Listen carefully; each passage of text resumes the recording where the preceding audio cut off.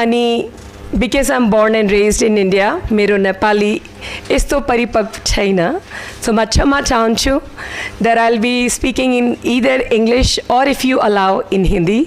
Is that okay? क्या तपाईँहरूलाई हिन्दी कि English important? English end Hindi both? Hindi Hindi Hindi बुझ्छ तपाईलाई Hindi? Okay, that's awesome. So yes, I'm Mrs. USA Universe 2023. In 2021, I got Mrs. Asia USA. But the moment that is close to my heart is when I became the first Indian Nepali woman to represent United States. When I wore the crown to be the first woman, and that brings a lot of emotions because मेरा जन्म India में हुआ, लेकिन मेरा विवाह हुआ नेपाल में. तो जो दोनों कल्चर्स का जो समावेश हुआ, तो अमेरिका में रहते हैं 338 मिलियन लोग, इंडिया में रहते हैं 1.4 बिलियन और नेपाल में रहते हैं 30 मिलियन. तो I not only represent Americans, I represent Nepalese, my Nepal as well as Indian. So that's a proud moment for me that I give an example that I can represent all the cultures. So as I think of my marriage, my childhood, I have born and raise with limited resources. कि बहुत ज़्यादा पैसा नहीं था जब मेरा जन्म हुआ और जब मैं पली बड़ी, बहुत कम रिसोर्सेज में पली बड़ी. लेकिन एक शिक्षा जो मेरे माता पिता ने दी वो ये थी कि चाहे पैसा कम ही सही, पढ़ाई में, एजुकेशन में अपना फोकस हमेशा रखना चाहिए. और उसी एजुकेशन की वजह से मुझे स्कॉलरशिप मिली अंडर ग्रेड में, पोस्ट ग्रेजुएशन में, और अमेरिका जाके जब MBA किया वो भी मेरी कंपनी ने पे किया. तो जो मेरे लाइफ का जो टर्निंग पॉइंट था वो ये था जब मेरी शादी हुई.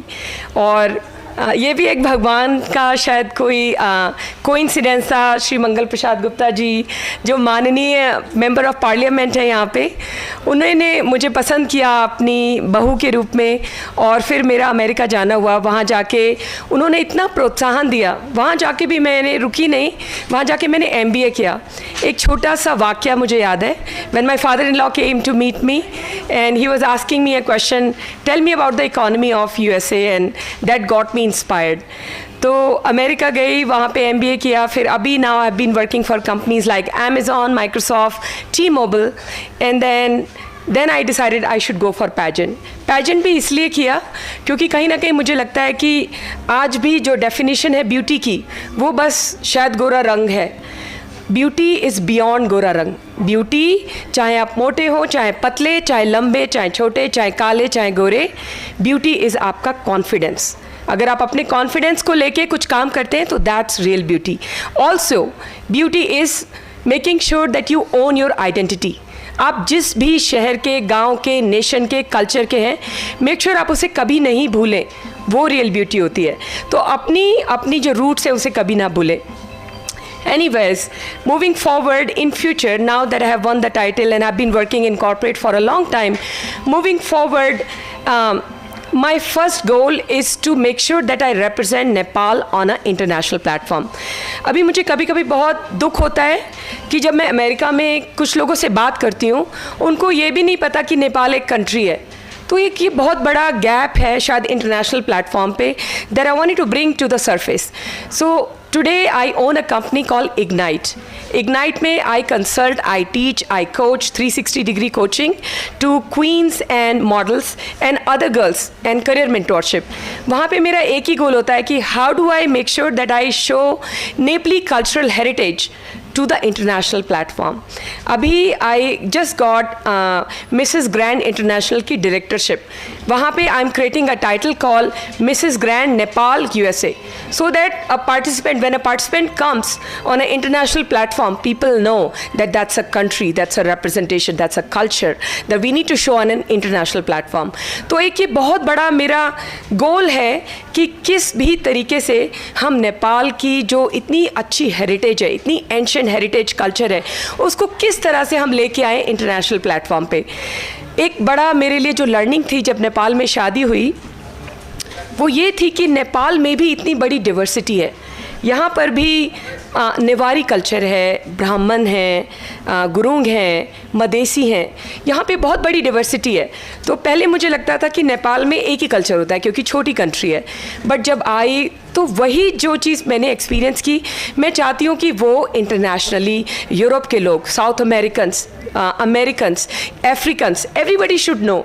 एंड वहाँ से मैं चाहती हूँ कि टूरिज़्म का जो है थोड़ा इंक्रीज़ हो हमारे नेपाल का। Trade should also go up. Once you have awareness about a country that has such a great, deeper heritage, ancient heritage, people should know and travel more and more.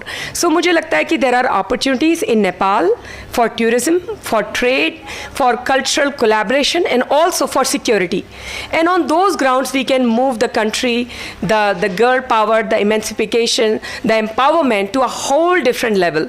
So with that, I'll wrap up and I'll say huge thank you to you all for giving me your time, passion, energy, and dedication.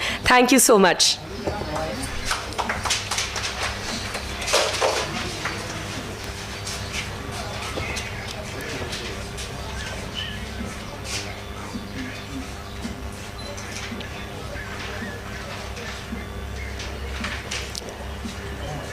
आप लोगों के अगर कोई questions हैं तो I'll try to answer.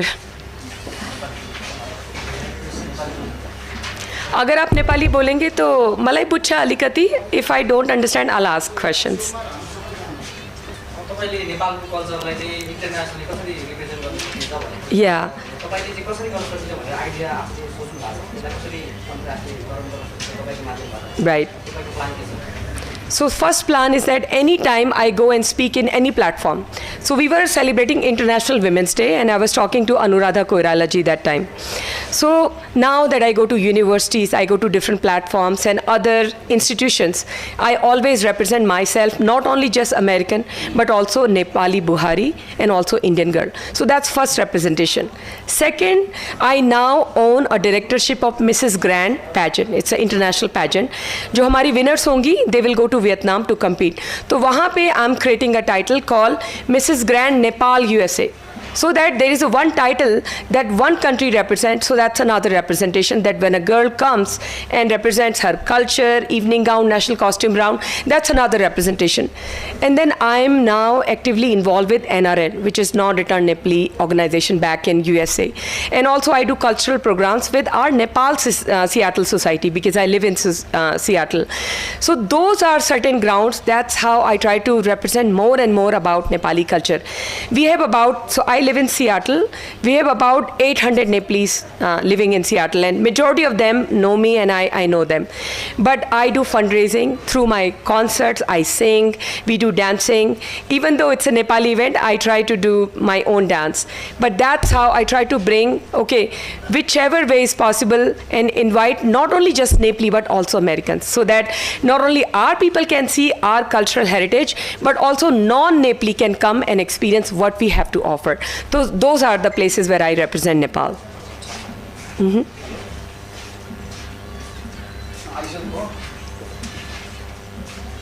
My question is, what's the actual purpose of this program in USC? Do you have any ideas? Say one more time, sorry. Actually, what's the purpose of this program? This program today. So it's been 7 years since I have not come to my country, Nepal, as well as India. So after I won my competition, this is the first time I made my presence. This is my way or my medium through you all, and huge thank you to you all. Through you all, I wanted to share my experiences and perhaps maybe a line, one or two, inspirational line for girls, that why education is so important, why financial independence is so important, why owning your decision, owning your identity as a person, as a girl, as a nation, as a citizen is so important. So the purpose is really to create awareness about women empowerment, self-esteem.